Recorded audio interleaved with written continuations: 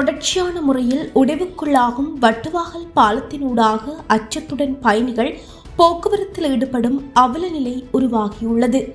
அண்மைய நாட்களாக பெய்த கனமழையால் நீர்மட்டமானது உயர்வடைந்ததன் காரணத்தால் பரந்தன் பொதுக்குடியிருப்பு ஊடான முல்லைத்தீவு A35 வீதி வட்டுவாகல் பாலம் இரு துண்டுகளாக பிளவடைந்து நீர் பாய்ந்ததால் குறித்த வீதியுடனான போக்குவரத்து முற்றிலும் தடைப்பட்டிருந்தது. இதையடுத்து சில நாட்களுக்கு பின்னர் குறித்த வீதி புனரமைப்பு செய்யப்பட்டு போக்குவரத்திற்கு விடப்பட்டிருந்தது.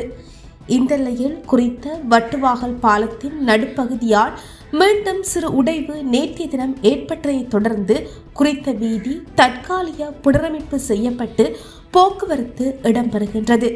எனவே அடிக்கடி குறித்த பாலம் உடைவுக்கு உள்ளாவதனால் பயணத்தில் ஈடுபடும் பயணிகள் அச்சத்துடன் செல்ல வேண்டிய நிலை ஏற்பட்டுள்ளது.